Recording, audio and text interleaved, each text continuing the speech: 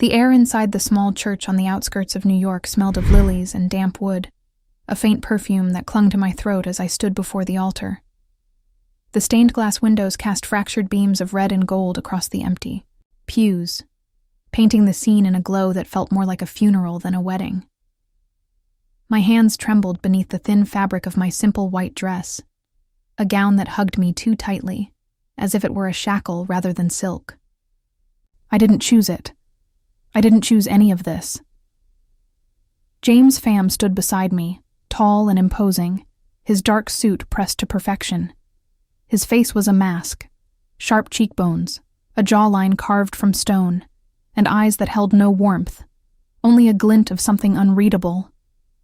He slipped a cold gold band onto my finger, his touch mechanical, like a businessman sealing a deal. And that's exactly what this was. A transaction. I'd agreed to marry him, a stranger, a millionaire CEO, to save my brother Tommy from the, loan sharks who'd been circling him like vultures. The priest's voice droned on, words about love and eternity that felt hollow in this silent, sacred space. I barely heard them. My mind was elsewhere, back in that dingy apartment last night, where Tommy had begged me to save him. "Anna, you're my last hope," he'd sobbed, his voice cracking as he knelt on the stained carpet, his rumpled shirt soaked with sweat. His hands clutched his head, fingers digging into his messy black hair. I'd knelt beside him, my heart breaking as I smoothed the collar of his shirt, a futile gesture to fix something, anything, in the chaos of his life. "I'll figure it out," I'd promised, my voice steady even as my chest tightened with dread. He was all I had left after Mom and Dad died, the only piece of family I could still hold on to.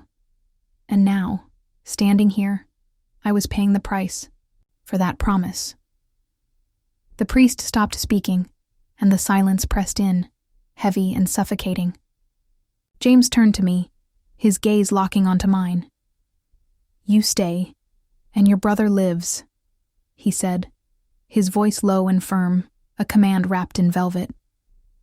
It wasn't a vow of love, it was a contract. My stomach churned, a mix of rage and helplessness, swirling inside me. I wanted to rip the ring off, to scream that I wasn't his to buy, but the image of Tommy's tear-streaked face held me back. I squared my shoulders, meeting his stare with my own. "I don't belong to you no matter how much you pay," I replied, my voice trembling but sharp, cutting through the stillness like a blade. He didn't flinch. His lips twitched, not quite a smile, more like an acknowledgement of my defiance. The priest cleared his throat, pronouncing us husband and wife. And just like that, it was done. No applause, no music, just the faint whistle of wind slipping through the cracked church door. I turned away from James, staring at the flickering candles on the altar, their flames dancing as if mocking my trapped soul. What had I done? I'd traded my freedom for Tommy's life. But at what cost? My dignity? My dreams? The sketches of furniture designs I'd once poured my heart into, now gathering dust in a drawer, felt like a lifetime ago. I remembered the nights I'd spent sketching, curved chairs, sleek tables, dreaming of a future where I could build something beautiful, something mine. That Anna was gone now, replaced by this woman in white, bound to a man I despised. James didn't know that Anna. He didn't know me at all. To him, I was a means to an end, a pawn in whatever game he was playing. And yet, as I stood there, the weight of the ring pressing into my skin, I couldn't shake the question. Why me? Why had he chosen me for this cold, calculated bargain? The church doors creaked open behind us, and a gust of chilly air swept in, rustling my dress. I didn't turn to look. I didn't need to.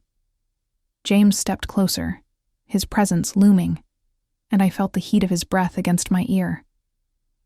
"You don't have to like me," he murmured, his tone softer now, almost human. "But you'll see this through." My fists clenched at my sides, nails digging into my palms. See it through? as if I had a choice. Tommy's life hung in the balance, and I'd tethered myself to this stranger to keep him safe. But for how long? How long could I live as a shadow, a prisoner in a gilded cage? I thought of Tommy again, his boyish grin when we were kids, the way he alongside him as he stumbled into the apartment last night, desperate and broken. I'd always been the strong one, the one who held us together after our parents were gone. I couldn't fail him now. But standing here, in this church, I felt the weight of that strength cracking. I wasn't a hero. I was a woman drowning in fear and regret, and the man beside me was no savior. He was my jailer. The ceremony ended, and James offered his arm, a formality I couldn't refuse. I took it, my fingers brushing his sleeve, and felt nothing but the chill of his control. As we stepped toward the door, the stained glass light faded behind us, and I wondered if this was my life now. A world of shadows, where honor meant sacrifice, and love was just a word lost in the wind. I didn't know James, didn't trust him. But one thing was clear. This marriage wasn't a beginning. It was a sentence, and yet, somewhere deep inside, beneath the anger and the fear, a flicker of something stirred. Defiance, maybe, or hope. I'd made this choice for Tommy, for family. That had to mean something, didn't it? The elevator doors slid open with a soft ding, revealing the penthouse on the 50th floor of James Pham's world, a kingdom of glass and steel overlooking a restless New York night. I stepped out, still in that suffocating wedding dress, the hem brushing the polished hardwood floor. The city skyline glittered through the floor-to-ceiling windows, neon lights pulsing like a heartbeat against the darkness. It was beautiful, in a cold, untouchable way, much like the man who owned it. The air smelled faintly of coffee, sharp and bitter, drifting from an unseen kitchen.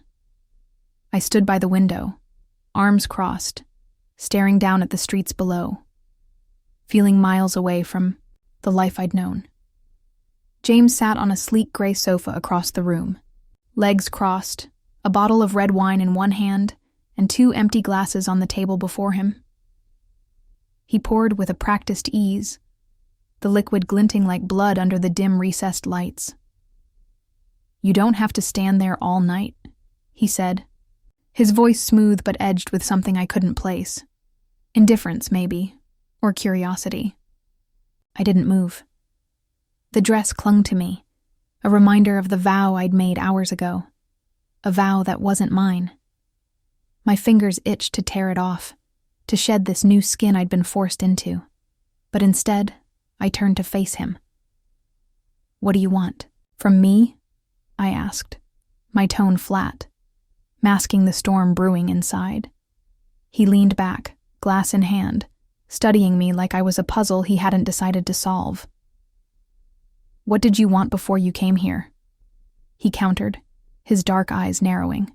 Slightly, the question caught me off guard, slicing through the armor I'd built. Before this? Before Tommy's debts? Before the loan sharks? Before this gilded cage? I saw them then, my old sketches, scattered across the chipped table in my tiny apartment. Curved armchairs, minimalist tables, designs I'd poured my soul into, dreaming of a day I'd see them come to life. That Anna felt like a ghost now, buried under the weight of this moment. I didn't answer. I couldn't. The memory stung too much, and I wouldn't give him the satisfaction of seeing it. He took a sip of wine, then set the glass down with a soft clink. "Sit," he said, gesturing to the chair opposite him. It wasn't a request.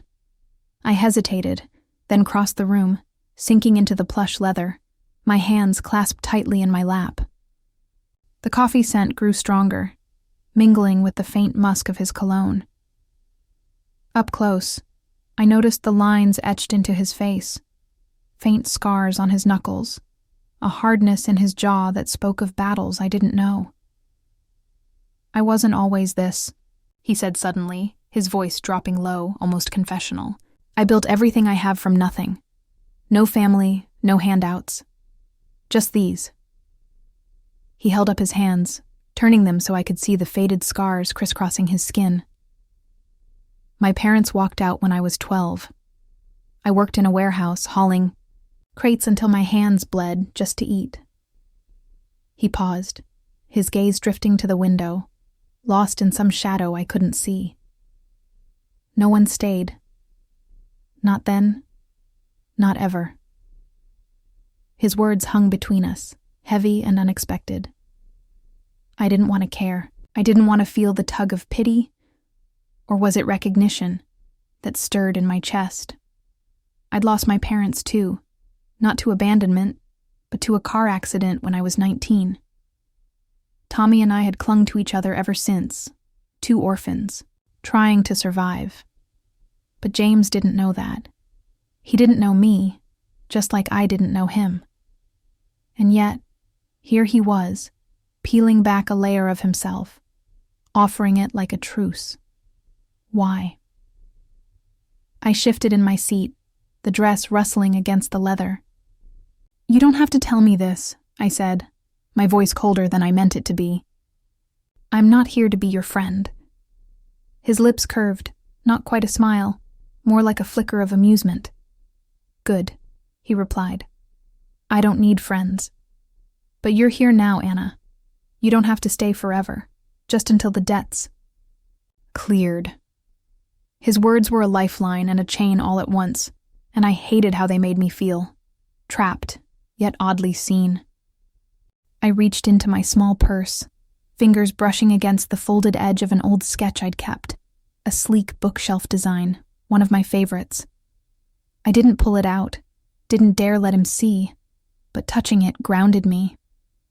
That was me. The real me, not this woman in white playing a role. "I had a life," I said finally, my voice barely above a whisper. "I had dreams, and you took them away." The accusation landed hard, and for a moment, his mask slipped. His eyes softened, just a fraction before the steel returned. "I didn't take them," he said, leaning forward, elbows on his knees. "Your brother did. I'm just the one cleaning up the mess." The truth in his words cut deeper than I expected. Tommy's gambling, his desperation, it had dragged me here. But James wasn't innocent. He'd seized the opportunity, turned my brother's weakness into his leverage. I glared at him, my nails digging into my palms. "You're no savior," I snapped. "You're a vulture, picking at what's left." He didn't flinch, didn't argue. He just watched me, his silence louder than any rebuttal. The neon lights outside flickered, casting shifting shadows across his face, and I wondered what else he was hiding behind that calm exterior. Why had he chosen me? Why not just pay off the debt and walk away? There was more to this, more to him, but I wasn't ready to ask. Not yet. I stood, needing distance, and walked back to the window. The city sprawled below, alive and indifferent. Tommy was out there somewhere, safe for now because of me. That had to be enough. But as I stood there, James's voice echoed in my mind. "You don't have to stay forever." And I clung to it, a fragile thread of hope in this prison of glass. Maybe I could endure this. Maybe I could find a way back to myself. But first, I had to survive him. The chandelier in the grand ballroom glittered like a constellation trapped in crystal, casting shards of light across the marble floor. I stood in the midst of it all, a stranger in a sea of tuxedos and sequins, the crimson gown James had chosen clinging to me like a second skin. The fabric shimmered with every step, heavy and elegant, but it felt wrong, foreign, like I'd slipped into someone else's life. The air buzzed with the clink of champagne glasses and the murmur of voices, a symphony of wealth I didn't belong to. James had insisted I come, his voice clipped over breakfast. "You're my wife now. People need to see you." So here I was, a trophy on display, polished and poised for his world. I adjusted the neckline in a nearby mirror, my fingers brushing the cool silk, and caught a glimpse of my own reflection. Sharp cheekbones, dark eyes shadowed with exhaustion. For a moment, I saw my mother staring back, her stern face softened by a rare smile as she'd once adjusted my shirt before a school play. "Don't let anyone look down on you, Anna," she'd said, her voice steady despite the chemo eating her away. I straightened, clinging to that memory, determined not to let this gown, or this man, define me. James stood across the room, a king in his domain, shaking hands with men in tailored suits and women dripping in diamonds.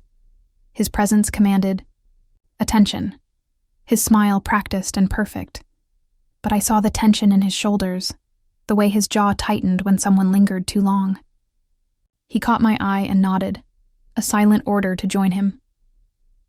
I crossed the floor, heels clicking, each step a battle against the urge to turn and run. When I reached him, he slid an arm around my waist, his touch firm but not warm. "This is Anna, my wife," he announced to the group, his voice smooth as velvet. They smiled, murmured polite greetings, but their eyes judged me, curious, calculating, wondering what I'd done to land a man like him. I forced a smile, my lips stiff, until a silver-haired man in a pinstripe suit leaned in. "You're a lucky woman," he said, his tone dripping with condescension. "James is quite the catch." The words ignited something in me, a spark of defiance I couldn't smother. I pulled away from James's grip, turning to face him, my voice cutting through the chatter. "I'm not his prize," I said, loud enough for the circle to hear. "I'm not here to decorate his arm or his life, so don't treat me like I am."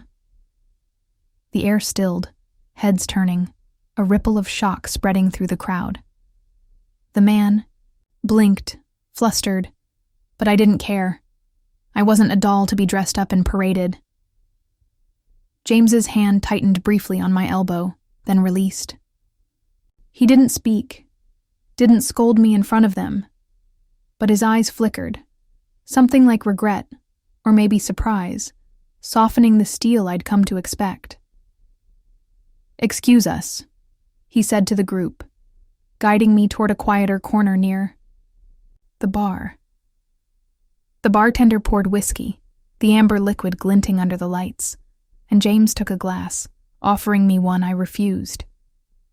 "You didn't have to do that," he said, his voice low, almost gentle. "They don't matter." "Then why am I here?" I shot back, my hands trembling with the adrenaline of my outburst. "If they don't matter, why dress me up and drag me out like some showpiece?" I gestured to the gown, its weight pulling at my shoulders. "This isn't me. None of this is me." He sipped his drink, watching me over the rim, and for a moment, I thought he wouldn't answer. Then he set the glass down, the clink sharp against the polished wood. "Because I need them to believe this is real," he said, "for now." His words hung there, cryptic and heavy, stirring more questions than they answered. Believe what was real? Our marriage? His power? Before I could press him, my phone buzzed in my clutch, a cheap, battered thing that clashed with this glittering world. I pulled it out, heart lurching at Tommy's name on the screen. "Anna, they're back," he whispered when I answered, his voice raw with panic. "The guys, they're outside my place again." My stomach dropped, the room spinning as I gripped the phone. "Stay there," I said, my voice steadier than I felt. "Lock the door. I'll fix this." I ended the call, turning to James, my breath shallow. "You said you paid them off. You said Tommy was safe." My words were a hiss, accusation laced with fear. He frowned, a rare crack in his composure, and pulled out his own phone, typing quickly. "I did," he said, his tone clipped. "They shouldn't be there." He met my gaze, and for the first time, I saw something like concern. Or was it guilt? In his eyes. I'll handle it. Handle it. 2 words that should have reassured me, but didn't. I wanted to believe him, wanted to trust that he'd kept his end of this twisted bargain, but doubt gnawed at me. What if he'd lied? What if Tommy was still in danger because of me? I turned away, staring at the crowd, their laughter now a dull roar in my ears. This world of wealth and power. It was a facade, a shiny lie that couldn't protect what mattered most. Tommy was my anchor, my reason, and I'd sold myself to this man to save him. But had I? James stepped closer, his shadow falling over me. You don't have to fight me on everything, he said, his voice softer now, almost pleading. I'm not your enemy. I looked up at him, searching his face for the truth. Then who are you? I asked, my voice breaking. He didn't answer, just held my gaze, and in that silence I felt the first crack in the wall between us. A crack I wasn't ready to widen, but couldn't ignore. My phone buzzed again, a text from Tommy. They're gone. For now. Relief flooded me, but it was fleeting. I clutched the phone, my lifeline to the brother I'd do anything for, and wondered how long for now would last. The rain hammered against the windshield of James's sleek black car, a relentless drumbeat that matched the pounding in my chest. Streetlights blurred into streaks of gold and white as we sped through the wet New York night, the city a watercolor painting smeared by the storm. I sat rigid in the passenger seat, my hands gripping my phone, Tommy's panicked voice still echoing in my ears. They're outside my place again. James drove in silence, his jaw tight, one hand on the wheel, the other tapping a rhythm against his thigh. The scent of leather and his faint cologne filled the space, a stark contrast to the chaos I felt inside. I'd demanded he take me to Tommy after that call at the gala, my voice shaking with a mix of fear and fury. You said he was safe. I'd hissed, and he'd nodded, his expression unreadable, before grabbing his keys. Now, as the wipers slashed through the downpour, I stared out the window, replaying his promise from that first night in the penthouse. Your brother lives. Had it been a lie? A half-truth? The thought twisted my stomach into knots. I'd traded my life for Tommy's. But if James couldn't keep his word, what was this all for? The car slowed as we pulled into a rundown part of the city, the kind of place where neon signs flickered and shadows lingered too long. Tommy's motel came into view, a squat, peeling building with a buzzing vacancy sign. James parked, the engine cutting off with a soft hum, and I was out the door before he could speak, my heels splashing through puddles. The rain soaked my gown, the crimson fabric clinging to my skin, but I didn't care. I pounded on Tommy's door, my voice raw. Tommy, it's me. Open up. The door creaked open, and there he was, my little brother, pale and trembling, his eyes wide with relief. Anna, he breathed, pulling me into a hug. I held him tight, feeling the sharp edges of his ribs through his thin shirt, the dampness of his hair against my cheek. I brushed the wet strands back, my fingers lingering as I murmured, You're okay now. But was he? I glanced over my shoulder at James, who stood a few feet away, rain dripping from his dark hair, his coat already speckled with water.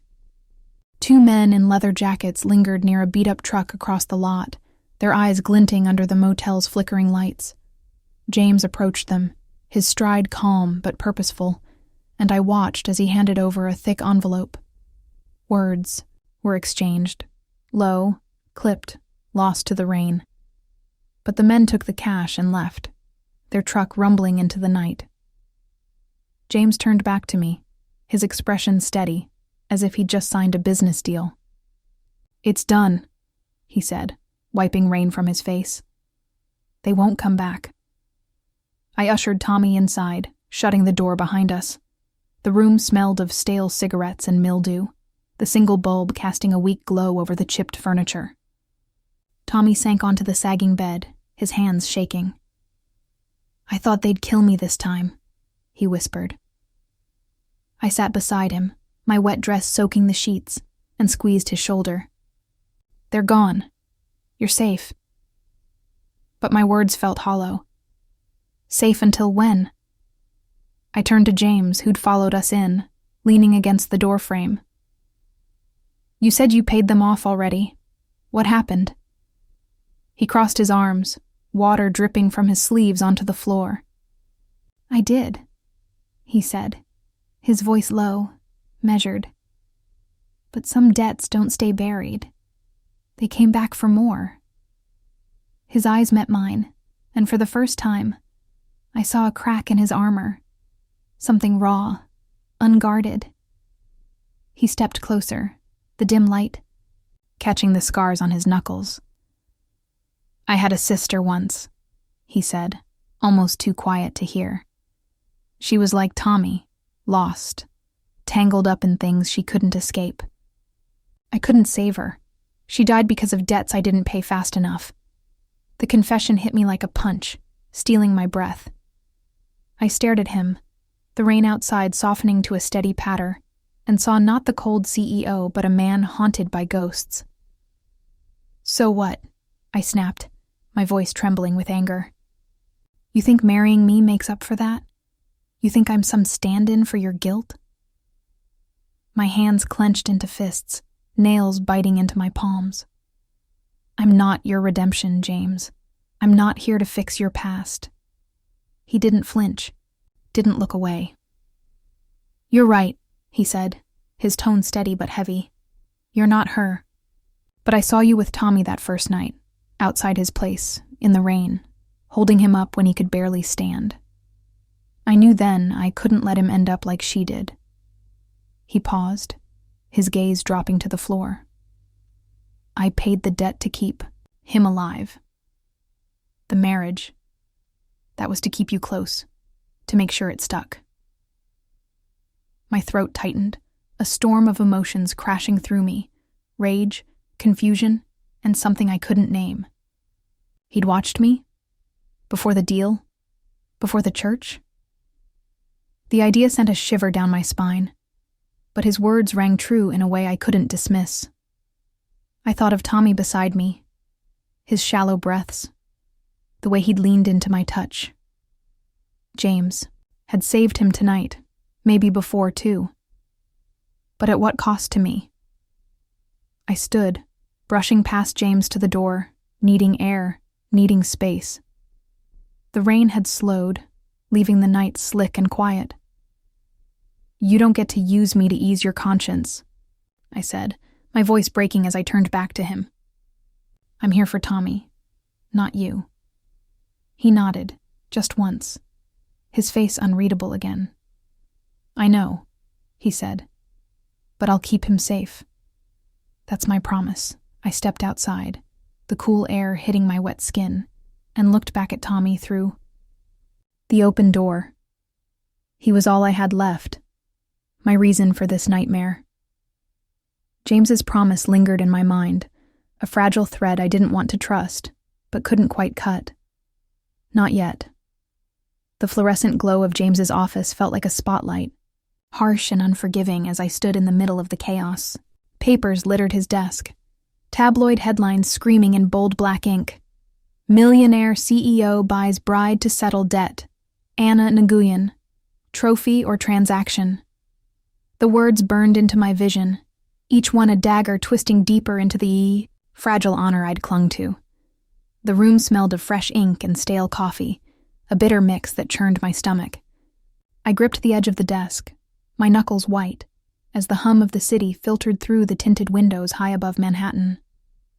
James paced near the door, phone pressed to his ear, his voice a low growl. Find out who leaked this. Now.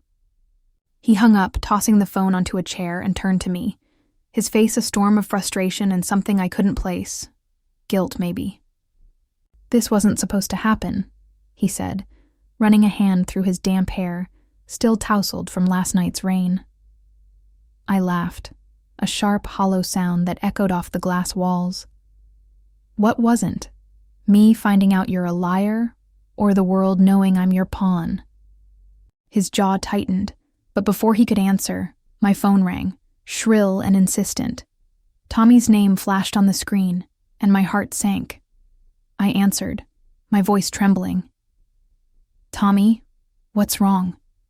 His sobs crackled through the line, jagged and desperate. "Anna, they're outside again. Reporters, cameras. They're everywhere. They're calling me a junkie, saying I sold you to him. I can't take this." The line went dead, and I stared at the phone, my breath, shallow panic clawing at my chest. "Tommy," I whispered, then spun to James. "This is your fault. You said he'd be safe." I grabbed one of the tabloids, thrusting it at him. The photo splashed across the front showed me in that crimson gown from the gala, James's arm. Around me, with a caption that made my skin crawl, "Debt Bride, a love story or a lie." "Look at this!" I shouted, my voice breaking. "They're tearing him apart out there, and it's because of you. Your money, your deal. What's the point if it destroys him?" James took the paper, his eyes scanning it, then dropped it like it burned. "I didn't do this," he said, stepping closer, his voice low but fierce. "Someone else did." "Who?" I demanded, my hands shaking. "Who'd care enough to drag us through this?" He hesitated, and that pause was all I needed to know there was more he hadn't told me. "Lydia Tran," he said finally, his tone clipped. "She's an old rival. Used to be close, too close. I turned her down years ago, and she's hated me ever since." I stared at him, the name sinking in. Lydia Tran, a name I'd heard in whispers at the gala, a woman with sharp eyes and a sharper tongue. "So this is her revenge?" I asked, incredulous. "She's ruining my life. Tommy's life because you broke her heart?" "It's not that simple," he snapped, then softened, his shoulders slumping. "She wanted my company, my trust. When I cut her out, she swore she'd make me pay. This is her move." His words made sense, but they didn't ease the fire in my chest. I turned away, pacing to the window, the city below a blur of lights and shadows.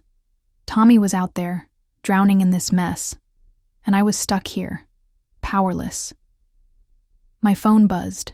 Again, a text from him. "I'm sorry, Anna. I messed up worse than you know." My stomach dropped. Worse than I knew?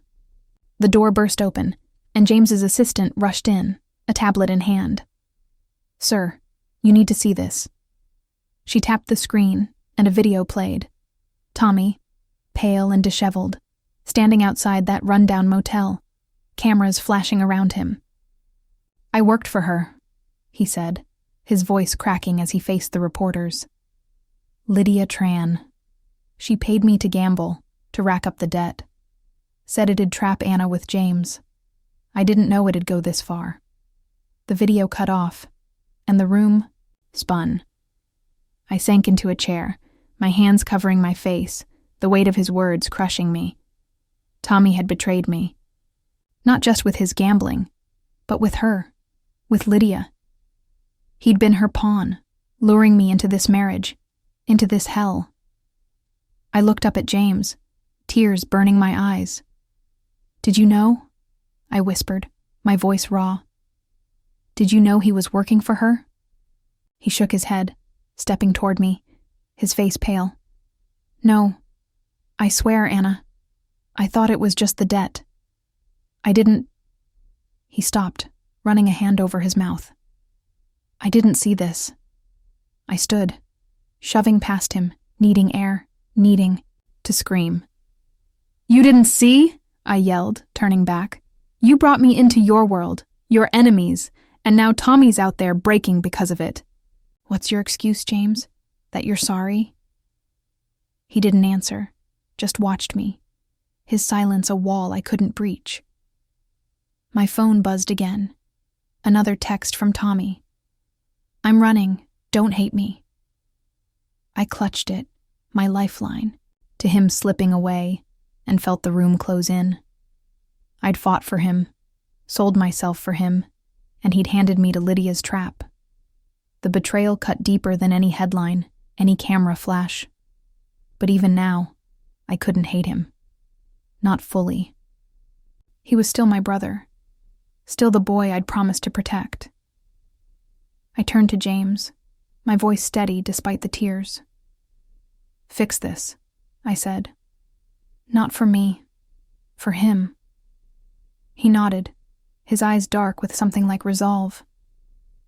"I will," he said. "Whatever it takes." The city lights pulsed below, indifferent to my unraveling world. Tommy was gone, running from the mess he'd made, and I was left here, tied to a man I didn't trust, facing an enemy I didn't know. But I wouldn't. Break, not yet. For Tommy, I'd hold on. The penthouse felt like a fortress under siege, its glass walls trembling as the neon lights outside flickered erratically. I stood by the window, staring into the night, the city's glow fractured by the jagged edges of broken glass on the floor. The crash had come minutes ago. A brick hurled through the pane, wrapped in a note that read, "Step down, or she pays." My heart pounded, the air thick with the smell of rain-soaked concrete drifting in from the breach. James knelt beside the debris, his face a mask of fury as he unfolded the paper, his scarred knuckles whitening around it. "They've crossed a line," he said, his voice low and dangerous, like the rumble of thunder before a storm. He stood, pulling out his phone, barking orders to someone. Security, police. I didn't care. All I could think of was Tommy, out there somewhere, running from the reporters, from Lydia, from me. His last text, "I'm running. Don't hate me," burned in my mind, a wound that wouldn't stop bleeding. I'd barely had time to process his betrayal when this happened, and now the danger felt closer, sharper, cutting into the fragile calm I'd tried to hold on to. Footsteps echoed from the hall, heavy and hurried, and the door burst open. 2 men in dark hoodies stormed in, their faces shadowed, one clutching a knife that glinted under the dim lights. My breath caught, and I stumbled back, my heels crunching glass. "Where's Fam?" The taller one snarled, his voice rough, eyes darting around. James stepped forward, placing himself between me and them, his stance steady despite the blood trickling from a cut on his hand. Shrapnel from the window, I realized. "You're in my house," he said, his tone ice cold. "Leave, or you won't walk out." They didn't listen. The shorter one lunged at me, his hand grabbing for my arm, but James moved faster, slamming into him with a force that sent them crashing into the sofa. The taller one swung the knife, and I screamed as the blade sliced through James's sleeve, blood blooming red against the white fabric. He grunted, twisting the man's wrist until the knife clattered to the floor, then drove his fist into the attacker's jaw. The man crumpled, but the other was back up, charging again. I grabbed a heavy lamp from the table, adrenaline surging, and swung it hard, cracking it against his shoulder. He staggered, and James finished him with a swift kick, sending him sprawling. The room fell silent, save for our ragged breathing and the distant wail of sirens growing closer. James turned to me, his shirt torn, blood streaking down his arm. "You okay?" he asked, his voice hoarse, eyes searching mine. I nodded, my hands trembling as I dropped the lamp, its base dented and useless. My legs felt like jelly, but I couldn't look away from him, from the man who'd just risked himself for me. "You're bleeding," I said, my voice small, pointing to his arm. He glanced at it, then shrugged, wincing as he flexed his hand. "It's nothing." But it wasn't nothing.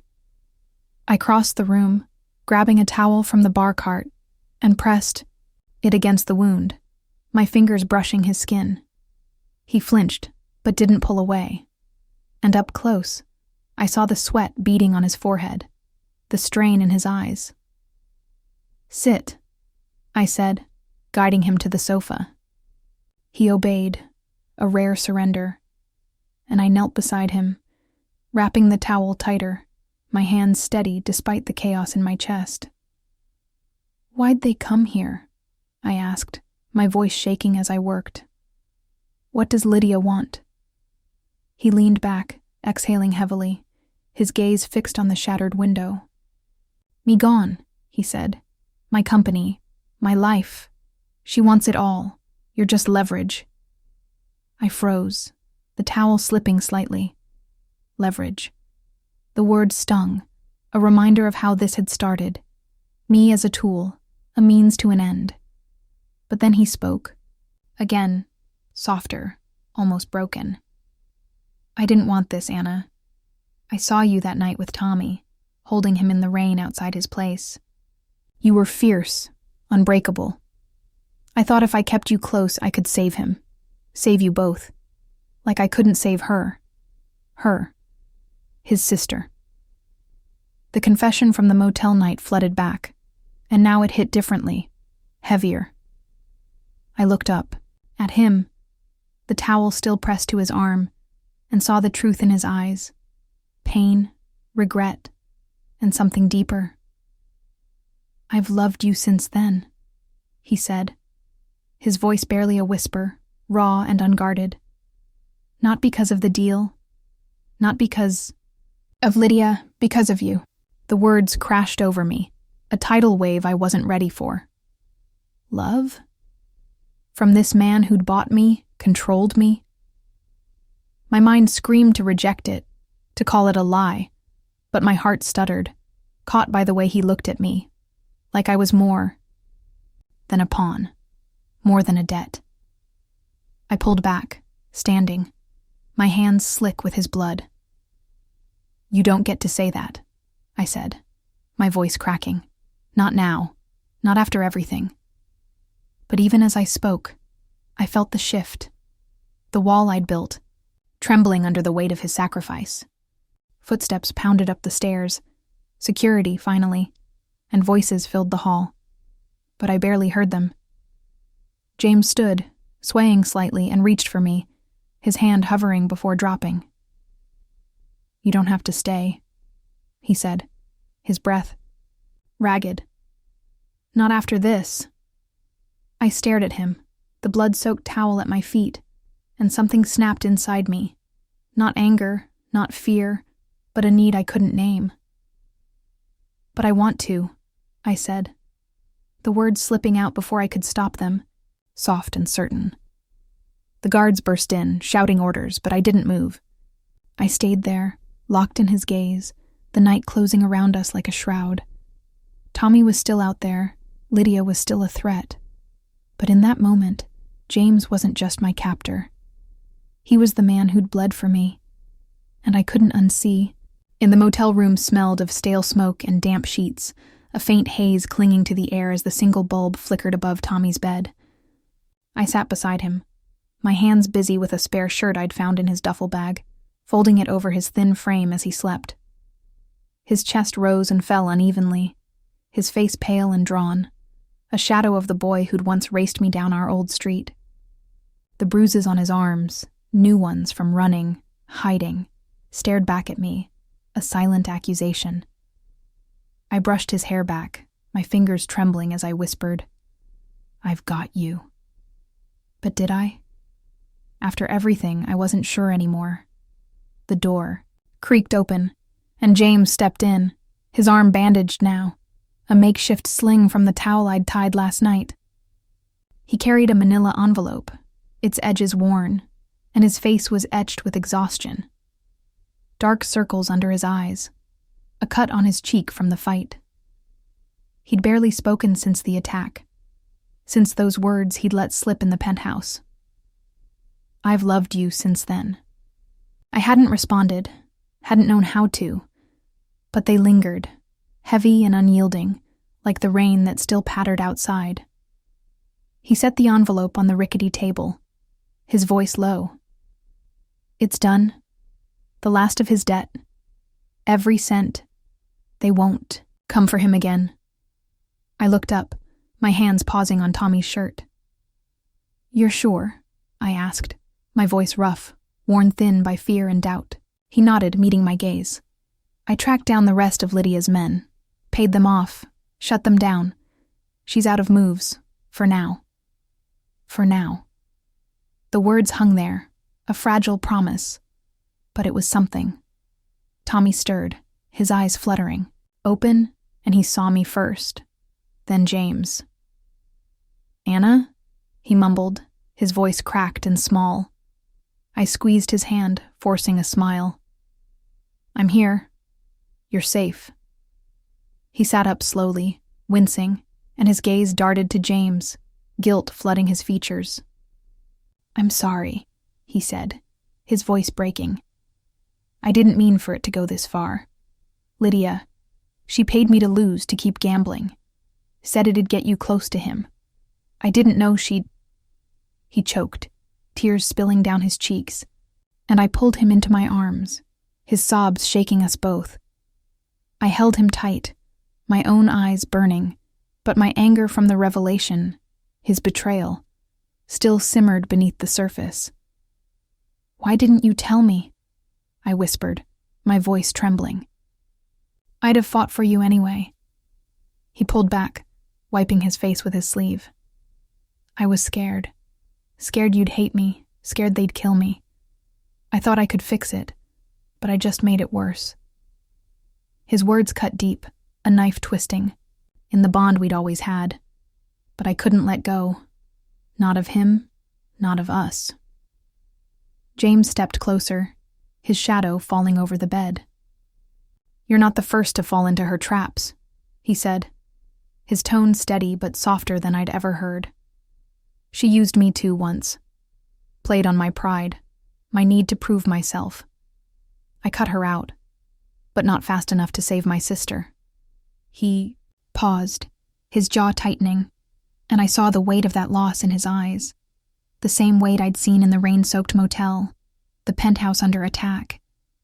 "I won't let it happen again," he added, looking at Tommy, then me. "Not to you," the room stilled, the flicker of the bulb the only sound. I stood, facing him, my heart a tangle of gratitude and resentment.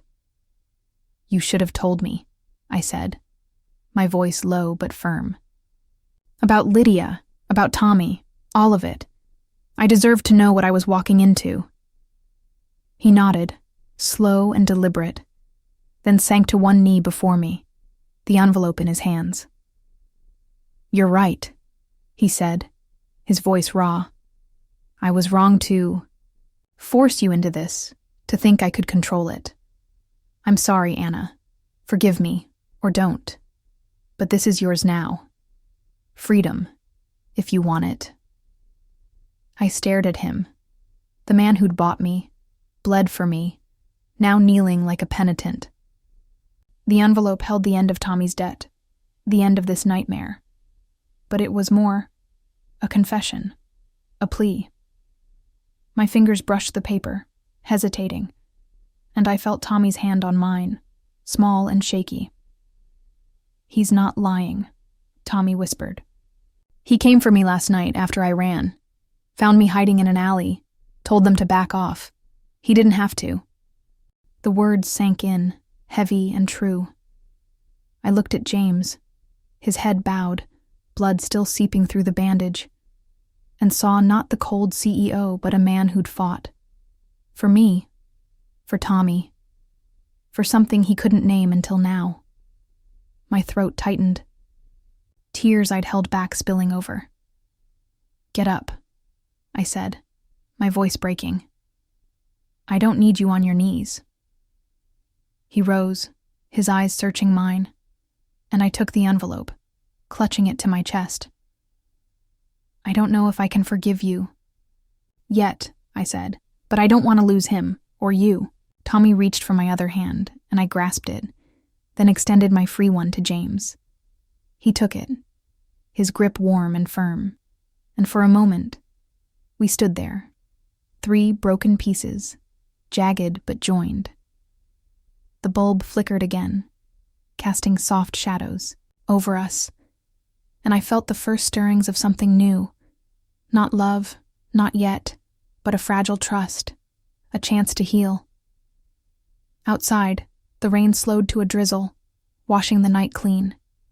Tommy leaned against me, his breathing steadying, and James stayed close, silent but present. We weren't whole, not yet, but we were together. And for now, that was enough. The morning sun spilled over the penthouse balcony, painting the city, skyline in hues of gold and pink, a quiet promise after the storm. I leaned against the railing, the cool metal grounding me as a soft breeze tugged at my hair. In my hands, I held one of my old sketches, a sleek bookshelf design, its edges worn from years of being tucked away. The paper trembled slightly, not from the wind, but from the weight of what it meant, a piece of me I'd thought lost, now reclaimed. Below, New York hummed with its usual chaos, but up here, on the 50th floor, it felt like a new beginning. Tommy was gone. Not forever, but for now. Yesterday, I'd driven him to a rehab center an hour outside the city, a quiet place with green lawns and kind faces. He'd clung to me at the entrance, his eyes red but clear, and whispered, "I'll make you proud, Anna. I swear." I'd hugged him tight, smoothing his hair like I always did, and let him go, trusting he'd find his way back to himself. James had stood beside me, silent but steady, his presence a comfort I hadn't expected to lean on. He'd paid for it all. The program, the transport, without a word, and I hadn't fought him on it. Not this time. Now, he stepped onto the balcony, a mug of coffee in each hand, the steam curling into the crisp air. His arm was still bandaged, the sling gone, but he moved with a careful grace, the scars of that night etched into more than just his skin. He handed me a mug, the warmth seeping into my palms, and leaned against the railing beside me, close enough that I felt the heat of him through my sweater. "How's it feel?" he asked, nodding at the sketch. His voice was low, gentle, a far cry from the commanding tone I'd first heard in that church. I traced the lines of the bookshelf with my thumb, a smile tugging at my lips. "Like coming home," I said, the words slipping out before I could overthink them. He nodded, sipping his coffee, and we stood there in silence, watching the sun climb higher. The city sparkled below, a canvas of glass and steel, and for the first time since this all began, I didn't feel trapped by it. I felt free. Not because the debt was gone, not because Lydia's threats had faded, though James assured me she'd backed off, her leverage spent, but because I'd chosen this, chosen to stay. He set his mug down, turning to face me fully, his dark eyes searching mine. "You don't have to be here," he said, his tone serious, almost hesitant. "The deal's over. Tommy's safe. You could walk away, start over, anywhere." He gestured to the sketch, then the horizon. "You could build that life you dreamed of, Anna. I won't stop you." His words hung between us, a final offering, a door he'd opened wide. I could see it. Me in a small studio, drafting designs, free of him, free of this world. But the thought felt hollow, incomplete. I set my mug beside his, stepping closer, the sketch still in my hand. "I could," I said, my voice steady, "but I don't want to." His brow furrowed, surprise flickering across his face, and I pressed on before I lost my nerve. "I spent so long fighting you, hating you, thinking you were my cage. But you're not. You saved Tommy, more than once. You bled for me, stood between me and her. I didn't see it then, but I do now." I paused, my throat tightening, and lifted my eyes to his. "I once thought you were my enemy, James. But somewhere, along the way, you became my family." The words landed like a stone in still water, rippling through the quiet. His expression softened, the hard lines of his face giving way to something raw, unguarded. "Anna," he said, his voice rough with emotion. "I don't deserve that." He reached for my hand, then stopped, as if afraid I'd pull away. I didn't. I took his instead, my fingers lacing through his, feeling the roughness of his scars against my skin. "Maybe not," I said, a small smile breaking through. "But it's mine to give." He exhaled, a shaky breath, and pulled me gently into his arms. I let him, resting my head against his chest, hearing the steady thump of his heart beneath. His shirt. It wasn't love, not the fairy tale kind, not yet. But it was trust, hard-earned and real. We stood there, wrapped in the dawn, and I felt the weight of the past lift, just a little. Tommy was healing, I was rebuilding, and James, he was here, not as my captor, but as my partner. Later that day, we sat in his office, not the cold, sterile space of that tabloid nightmare, but a smaller room, warm with wood and light. I spread my sketches across the table, and he listened as I talked about opening a studio. Small, affordable designs for people like us, people who'd started with nothing. "I'll back it," he said, no hesitation. "Not as a deal, not as leverage, just because I believe in you." I smiled, and we planned, sketching a future together, one built on more than debts or danger. The sun climbed higher, bathing the balcony in golden light as I stepped out again, James beside me. I thought of Tommy, of the boy he'd been and the man he could become. I thought of my parents, gone but watching, maybe proud. And I thought of James, of the man who'd knelt for me, fought for me, loved me before I could see it. "We've freed each other," I said, my voice soft, the sketch fluttering in the breeze.